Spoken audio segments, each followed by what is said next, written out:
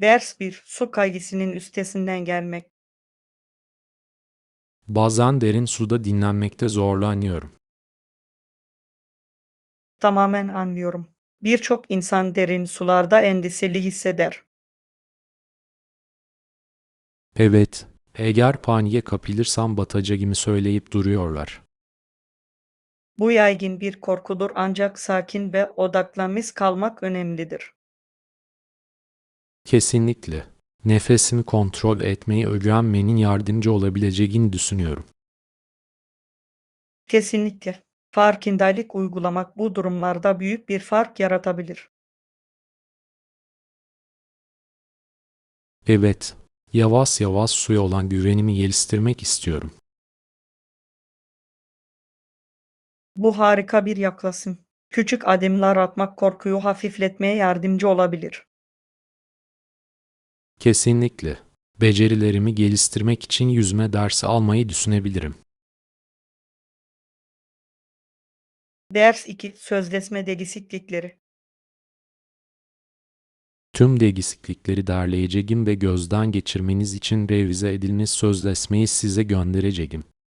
Kulağa hoş geliyor. Detaylara gösterdiğiniz ilgiyi takdir ediyorum.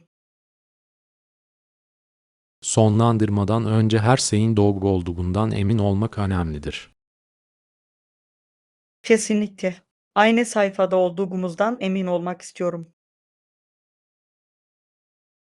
Önceledikten sonra başka düzenleme yapılması gerekip gerekmediğini bana bildirin. Yapacağım. Her iki çıkarımız için de bunu doğru yapmak çok önemli. Her şeyi hızla halledeceğimize inanıyorum. Evet, ısbirlediği süreci çok daha sorunsuz hale getirir. Hafta sonuna kadar tamamlamayı hedefleyelim. Ders 3. Yerel öneriler. Buranın yerel bir kişi tarafından önerildiğini duydum. Kesinlikle kontrol etmeliyim. Denemem gereken özel yemekler var mı? Evet, deniz ürünlerinin taze ve kesinlikle lezzetli olduğunu söylüyorlar. Bu çok cazip geliyor. Yerel lezzetleri denemeyi seviyorum. Gerçekten keyif alacağınızı düşünüyorum. Ambiyans da büyüleyici. Mükemmel. Hoş bir atmosfer yemeği daha da güzelleştirir.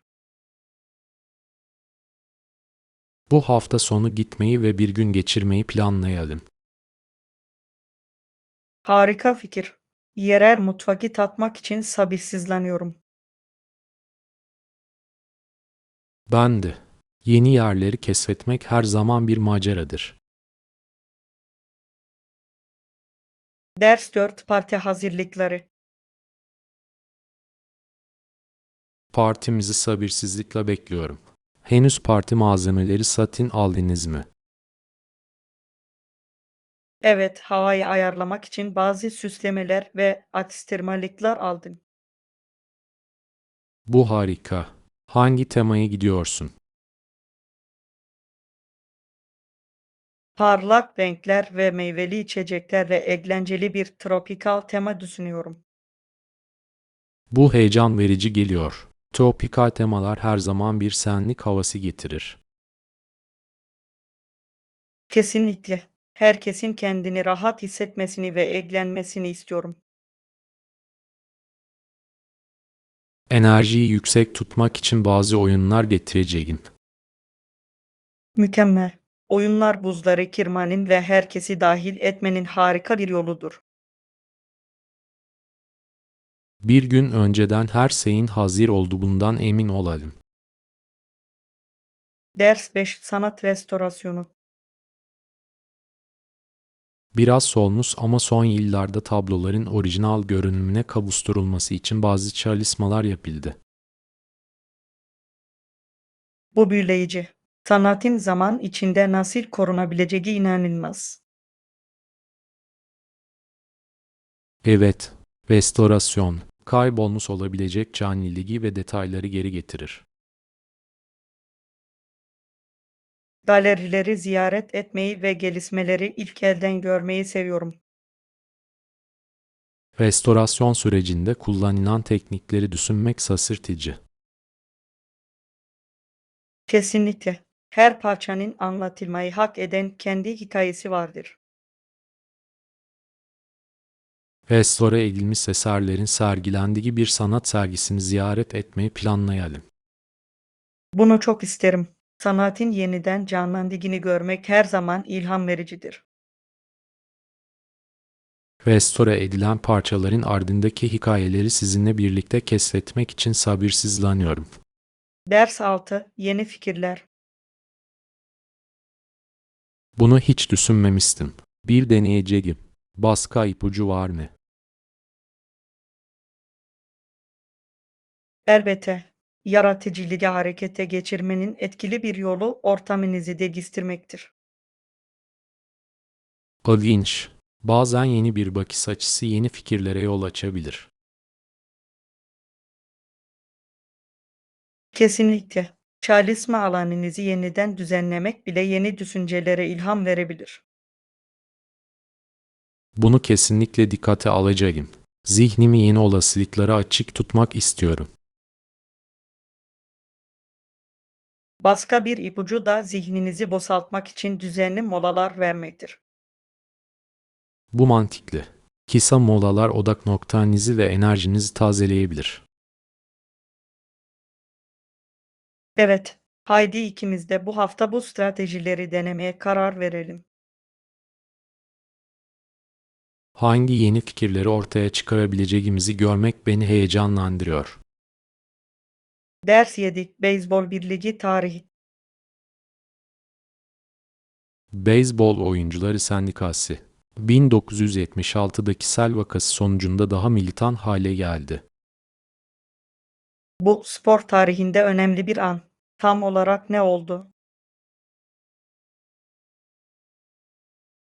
Bir mahkeme kararı oyunculara daha fazla hak ve koruma sağladı.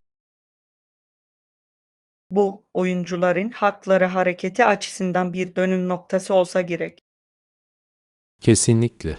Daha iyi koşulları savunma konusunda onları güçlendirdi. Sporun daha geniş toplumsal eksiklikleri nasıl yansıtabileceğini seviyorum. Evet, haklarına sahip çıkmanın önemini gösteriyor.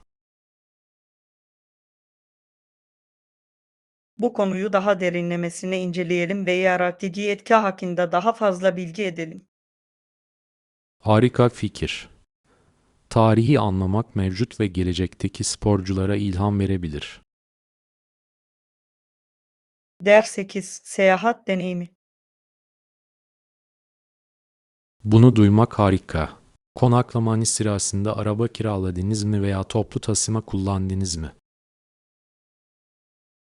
Toplu taşımayı tercih ettim. Kullanışlı ve uygun fiyatlıydı. Bu çok akıllıca. Seyahi yerel biri gibi deneyimlemenin harika bir yolu. Kesinlikle. Üstelik park etme konusunda endişelenmeme gerek yoktu. Toplu taşıma araçlarının sizi başka türlü kaçırabileceğiniz yerlere nasıl götürebileceğini seviyorum. Evet, arabayla bulamayacağım bazı gizli mücevherler keşfettim. Seyahat etmenin güzelliği budur. Her deneyim maceraya katkıda bulunur.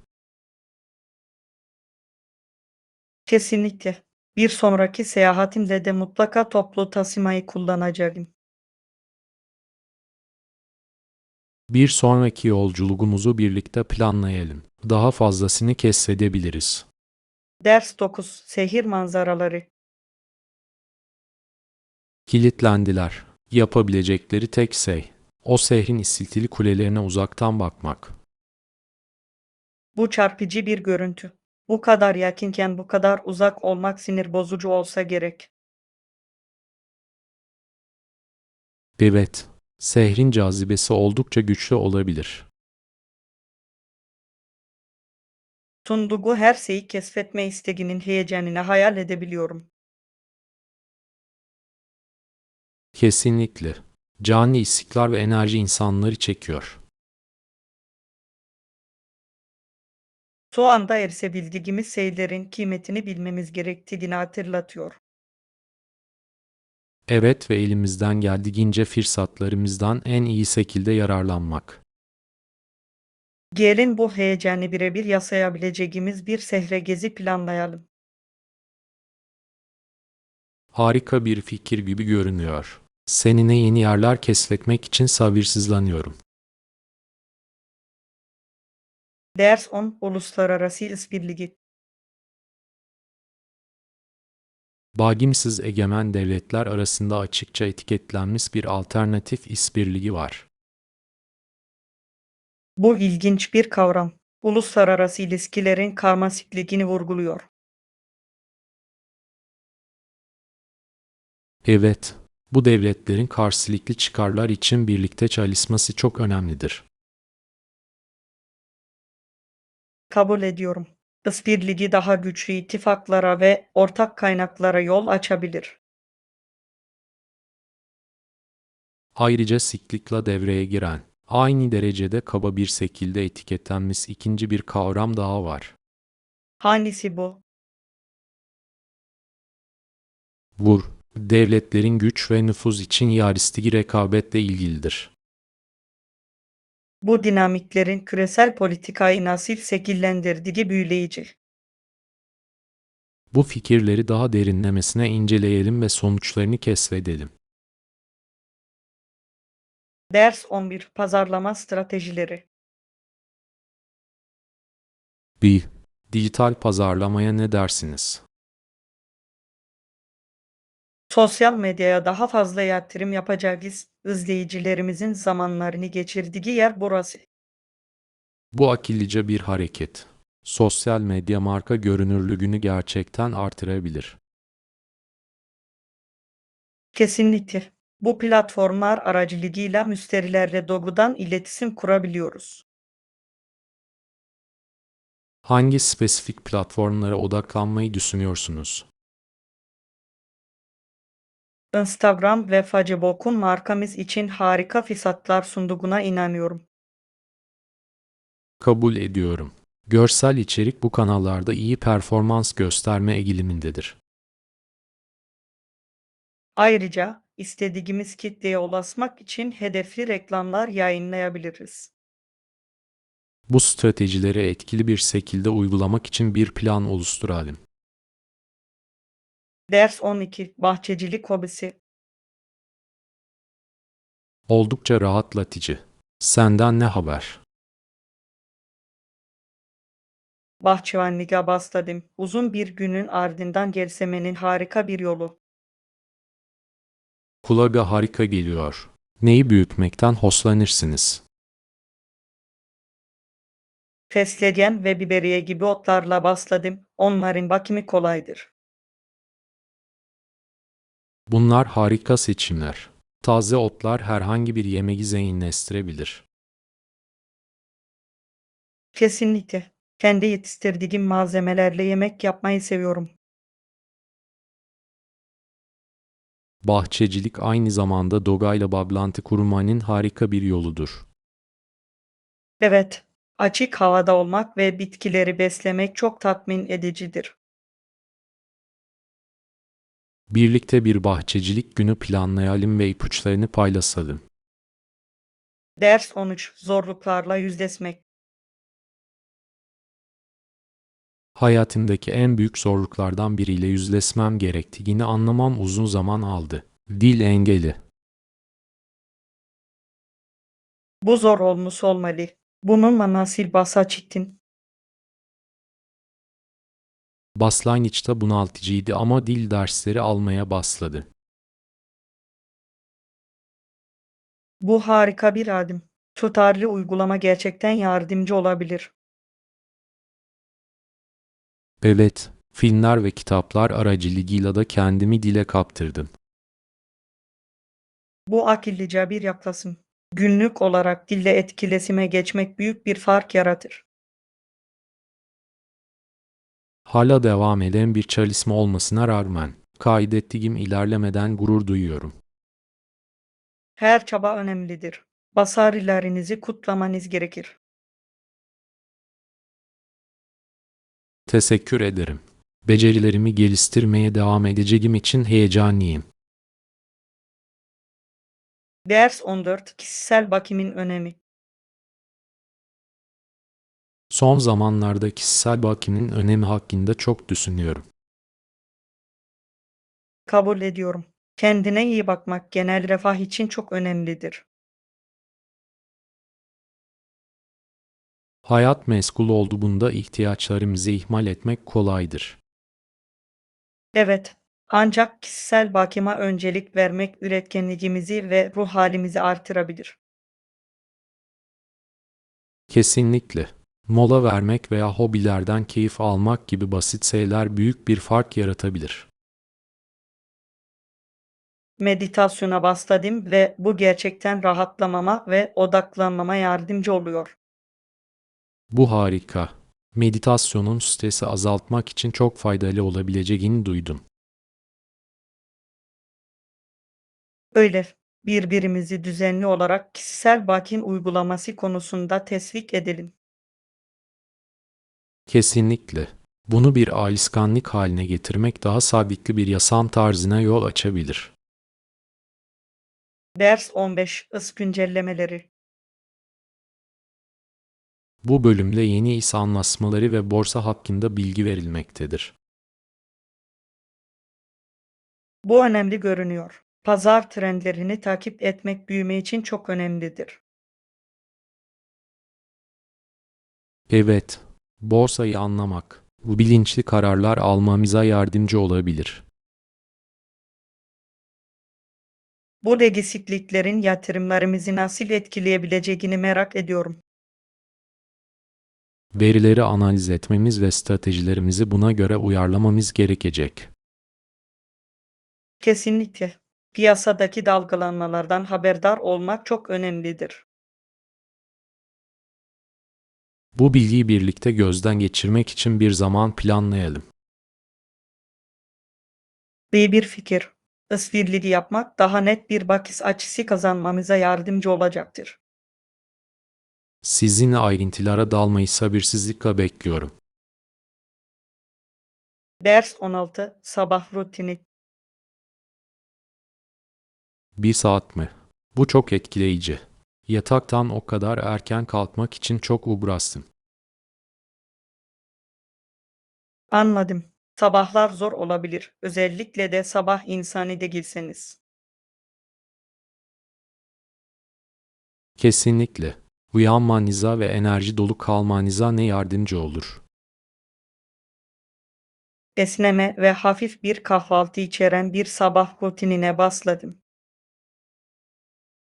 Bu canlandırıcı geliyor. İyi bir başlangıç, günün gidişatını belirleyebilir. Gerçekten öyle. Ayrıca ilk bir saat ekranlardan uzak durmaya çalışıyorum. Bu harika bir fikir. Güne dalmadan önce kendinize odaklanmanıza yardımcı olur.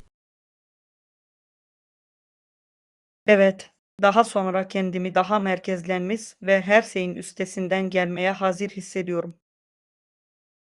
Sabah rutinlerimizi paylaşalım ve neleri geliştirebileceğimizi görelim. Ders 17. Paketleme esasları. Evet, bavulumu hazırladım ama hangi temel eşyaları getirmem gerektiğinden emin değilim. Bu ortak bir endişe. Ne tür bir yolculuğa çıkıyorsun? Sahile gidiyorum. Bu yüzden ihtiyacım olan her şeye sahip olduğumdan emin olmak istiyorum. Mutlaka güneş kremi, mayo ve havlu getirin.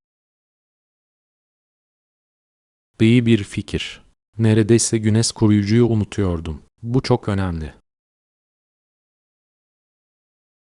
Ayrıca güneş gözlüklerini ve su kenarında dinlenmek için iyi bir kitabı da unutmayın. Bunları mutlaka paketleyeceğim. Başka öneriniz var mı? Belki biraz atıştırmalık ve susuz kalmamak için yeniden kullanılabilen bir su şişesi. Harika ipuçları. Ayrılmadan önce listemi tekrar kontrol edeceğim. Ders 18. Is merkezi hizmetleri. Bunu bilmek güzel. Is merkezinde başka hizmetler var mı? Evet, yazdırma, tarama ve hatta konferans odası rezervasyonları bile sunuyorlar. Bu çok uygun.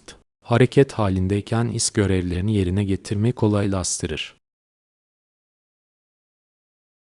Kesinlikle. Ayrıca ihtiyacı olanlar için bir bilgisayar istasyonu da var. Bu seçeneklerin mevcut olmasını takdir ediyorum. Geziler sırasında gerçekten yardımcı oluyor. Ayrıca ise odaklanmak için sessiz bir alanın olması güzel. Kaldığım süre boyunca bu hizmetlerden kesinlikle yararlanacağım. Ve bir fikir, deneyiminizi çok daha verimli hale getirecek. Is merkezinin sunduğu her şeyden yararlanmayı sabırsızlıkla bekliyorum. Ders 19. Akşam yemeği hazırlıkları. Gerçekten mi? Benim için akşam yemeği hazırlamaya ne dersin? Bunu zaten saatler önce yapmıştım. Bütün öğleden sonra yemek pişirdim. Vay, bu çok etkileyici. Menüde neler var? Taze sebze ve otlarla lezzetli bir makarna yemeği yaptım. Kulağa harika geliyor. Tadına bakmak için sabırsızlanıyorum. Yanında sarımsaklı ekmek de pişirdim. Gerçekten dışarı çıktı. Böyle yemek pişirmeye nasıl zaman buluyorsunuz? Yemek yapmayı seviyorum ve yoğun bir günün ardından beni rahatlatıyor. Nedenini kesinlikle anlayabiliyorum. Ev yapımı yemek yemek her zaman özeldir. Ders 20. Philadelphia tarihi. Çokça listeyi Philadelphia şehrine taşındı. İlginç. Orada ne yaptı? Başarılı bir matbaacı oldu ki bu o zamanlar oldukça büyük bir başarıydı. Bu çok etkileyici. O zamanlar matbaacılık önemli bir sektördü. Evet ve bilginin yayılmasında önemli bir rol oynadı. Philadelphia'nın iletişim ve yayıncılık alanında bu kadar zengin bir tarihe sahip olmasını seviyorum. Kesinlikle. O zamandan bu yana ne kadar ilerlediğimizi düşünmek büyüleyici. Bir sonraki gezimizde Philadelphia'nın tarihi yerleri hakkında daha fazlasını keşfedelim. Harika fikir. Tüm bu tarihin nerede gerçekleştiğini görmeyi çok isterim. Ders 21. Pişirme teknikleri. Yapışmaması için pişerken ara sıra karıştırmalı mıyım? Evet, bu iyi bir fikir. Karıştırmak isinin eşit şekilde dağılmasına yardımcı olur.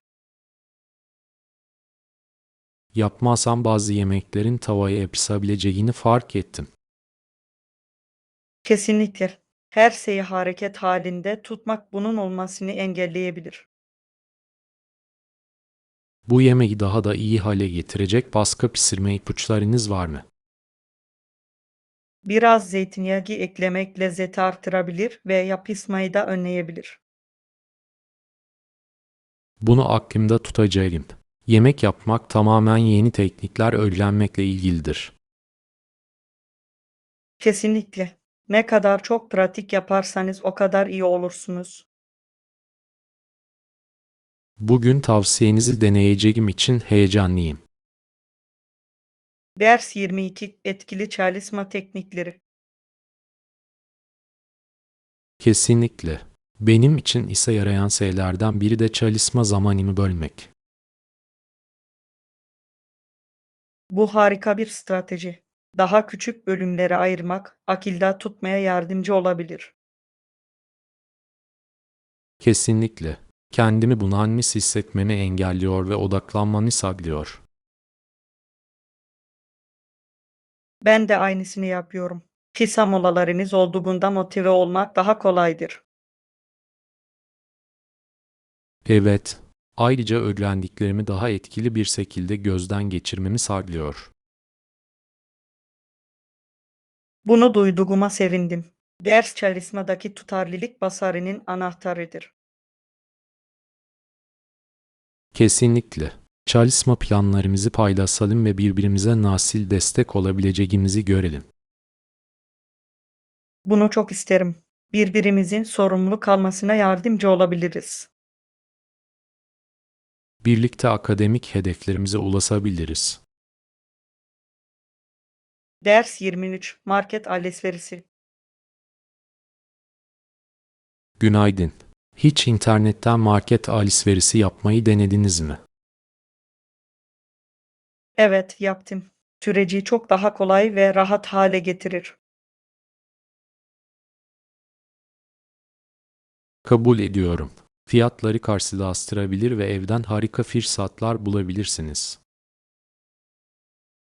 Kesinlikle. Üstelik magazinin içinde dolaşmak zorunda kalmadığınızda zaman tasarrufu sağlar. Bu konuda en çok neyi seviyorsun? Hızlı ve verimli bir şekilde alışveriş listesi oluşturabildiğimi takdir ediyorum. Vur, düzenli kalmanın akıllı bir yoludur. Bir denemeliyim. Kesinlikle yapmalısın. Yoğun programlar için oyunun kurallarını değiştiren bir şey. Market alışverişimi daha verimli hale getirmeyi sabırsızlıkla bekliyorum. Ders 24. Sözleşme detayları. Öncelikle teslimat süresine ilişkin bir madde eklemenizi öneririm. Bu akıllıca bir fikir. Açık beklentiler belirlemek çok önemlidir. Kesinlikle. Daha sonra yanlış anlaşılmaların önlenmesine yardımcı olabilir. Kabul ediyorum. Bir zaman çizelgesine sahip olmak, süreci her iki taraf için de daha sorunsuz hale getirir. Sizce başka hangi maddeleri eklememiz gerekir? Belki geciken teslimatlara ilişkin cezalarla ilgili bir madde de olabilir. Bu iyi bir nokta. Zamanında performansı teşvik eder. Bu hükümlerin taslağını hazırlayalım ve sonuçlandırmadan önce birlikte gözden geçirelim. Bir plana benziyor. Bu konuda aynı fikirde olduğumuza sevindim. Ders 25. Sarkı yazma sorunları. Sarki yazarına ödeme yapılmadığı takdirde sektörde ciddi sorunlar yaşanabilir. Kesinlikle. Foster Sarkı yazarı olarak geçimini saklamayı umuyordu ki bu çok önemli. Evet ve Sarki sözü yazarlarına tazminat ödenmezse bu onların çalışmalarına zarar verir. Destek eksikliği nedeniyle yaratıcılığın zarar görebileceği bir döngü yaratır. Kesinlikle. Yeteneği sürdürmek için adil ücretlendirme şarttır. Sanatçıları tanımanın ve ödüllendirmenin ne kadar önemli olduğunu takdir ediyorum. Müzik endüstrisinde adil uygulamaları teşvik etmenin yollarını tartışalım. Bunu çok isterim. Sarkı yazarlarının desteklenmesi sanat formu için hayati önem taşıyor. Birlikte sektördeki olumlu değişiklikleri savunabiliriz. Ders 26. Enerji tasarrufu. Kesinlikle. Ayrıca odadan çıkarken ışıkları kapatmayı da unutmamalıyız. Bu enerji tasarrufu sağlamanın çok basit ama etkili bir yoludur. Evet, küçük eylemlerin faturalarımızda bu kadar önemli tasarruflara yol açabilmesi şaşırtıcı. Kesinlikle. Ayrıca karbon ayak izimizi azaltmaya yardımcı olur. Sak, Hepimizin enerji kullanımına dikkat etme sorumluluğumuz var. Evet, günlük rutinlerimize kolayca dahil edebileceğimiz bir alışkanlık. Kesinlikle. Ayrıca kullanılmadıklarında cihazların fişini çekmeye çalışıyorum. Bu harika bir fikir. Bu küçük şeyler zamanla birikebilir. Kesinlikle. Bu, evlerimizde bir sürdürülebilirlik kültürü yaratmakla ilgilidir. Ders 27. Sürekli eğitim. Günümüzün iş piyasasında eğitim ve sürekli eğitim çok önemlidir. Kesinlikle. Üniversite diploması genellikle yaşam boyu öğrenmenin yalnızca başlangıcıdır. Evet, güncel kalabilmek için becerilerimizi güncellemeye devam etmek çok önemli. Kesinlikle. Endüstriler sürekli gelişiyor ve buna uyum sağlamamız gerekiyor. Sav, mesleki gelişim daha iyi iş fırsatlarına yol açabilir.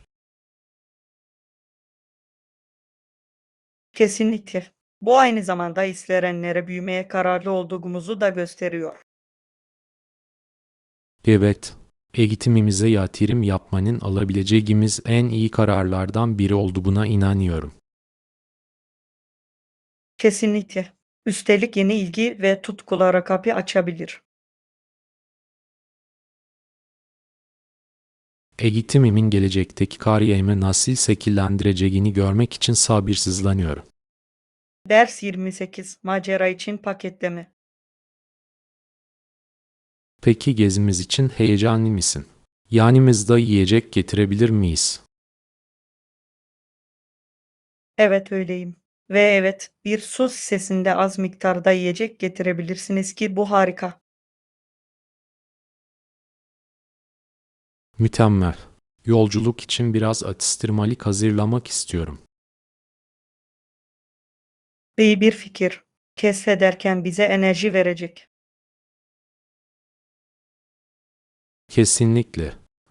Ayrıca, atıştıracak küçük bir şeyin olması her zaman güzeldir. Kesinlikle. Su şişemi biraz meyve ve fındıkla dolduracağım. Kulağa lezzetli geliyor. Biraz granola bar ve belki bir sandviç getireceğim. Harika. Sadece her şeyi düzgün bir şekilde paketlediğinizi unutmayın. Kesinlikle. Maceramızın başlaması için sabırsızlanıyorum. Ders 29. Ev bilim fuarı heyecanı. Bu ev bilimi fuarını organize etmekten gerçekten heyecan duyuyorum. Harika bir etkinlik olacak. Kulağa harika geliyor. Bunun için ne tür faaliyetler planladınız? Herkesin keyif alabileceği deneyler, gösteriler ve hatta etkileşimli standlarımız olacak. Vay, bu katılımcılar için gerçekten ilgi çekici hale gelecektir. Kesinlikle. Herkesin bilimi öğrenirken eğlenmesini istiyorum. Bu harika bir yaklaşım. Eğitimi keyifli hale getirmek önemli. Kabul ediyorum. Üstelik daha fazla insani bilime ilgi duymaya teşvik ediyor. Kesinlikle. Fuar için belirli bir tema düşündünüz mü? Evet, çevre bilincini teşvik etmek için sürdürülebilir yaşam temasını düşünüyorum. Ders 30. Kötü alışkanlıklardan kurtulmak. Gün geçtikçe kötü alışkanlıklarımdan kurtulmaya çalışıyorum. Bu kesinlikle bir meydan okumadır. Anladım. Hangi spesifik alışkanlıklara odaklanıyorsunuz? Her hafta çok fazla tatlı yediğimi biliyorum ve bunu değiştirmek istiyorum. Bu iyi bir hedef. Şekeri azaltmak sağlığınız üzerinde büyük bir etkiye sahip olabilir. Evet, tatlılara aşırı düşkün olmadığımda kendimi daha iyi hissediyorum. Kesinlikle. Daha sağlıklı alternatifler düşündünüz mü? Şeker yerine meyve ve kuru yemişleri düşünüyorum. Bu harika bir fikir. Çok lezzetliler ve sizin için çok daha iyiler. Kabul ediyorum. Önemli olan zaman içinde küçük, sürdürülebilir değişiklikler yapmaktır. Ders 31. Başarıları kutlamak. Bilirsiniz, bir projeyi bitirdiğinizde hissettiğiniz başarı duygusu gibisi yoktur. Ben de aynı şekilde hissediyorum. Bir şeyi tamamlamak böyle bir tatmin duygusu verir. Evet, sanki tüm siki çalışma nihayet o anda karşılığını veriyormuş gibi. Kesinlikle. Bu başarıları kutlamak için biraz zaman ayırmanın önemli olduğunu düşünüyorum. Kesinlikle. Büyük ya da küçük olsun, her başarı takdiri hak eder. Kesinlikle. Bizi ilerlemeye devam etmek ve yeni zorluklarla mücadele etmek için motive ediyor. Kesinlikle. Başardıklarım üzerine düşünmeyi seviyorum. Gelecekteki projeler için bana ilham veriyor. Aynı şekilde geriye dönüp bakmak sonuçtan çok yolculuğu takdir etmene yardımcı oluyor. Kesinlikle. Birlikte büyük başarılara imza atmaya devam edelim. Ders 32. Tarihi keşfetmek. Avrupalıların dünyanın büyük bir kısmını nasıl keşfedip kolonileştirdiklerini hiç düşündünüz mü? Evet, anlamamız gereken karmaşık ve çoğu zaman sıkıntılı bir tarih. Kesinlikle. Pek çok kültür bu süreçten etkilendi ve bunu kabul etmek önemli. Kesinlikle. Hem başarıları hem de adaletsizlikleri tanımak çok önemlidir. Kesinlikle. Tarih bize güç ve sorumluluk konusunda önemli dersler veriyor. Evet ve herkes için daha iyi bir gelecek yaratmak için geçmişten ders almalıyız. Kabul ediyorum. Bu tarihi anlamak, bugün farklı bakış açılarını takdir etmemize yardımcı olur. Kesinlikle. Tarihe özür dilemeden yaklaşmamız gerektiğini hatırlatıyor. Peki dedin. Sohbeti devam ettirelim ve başkalarını da öğrenmeye teşvik edelim. Ders 33. Korkularla yüzleşmek. Evde yalnız kalmak bazen beni korkuturdu ama artık çok daha cesurum.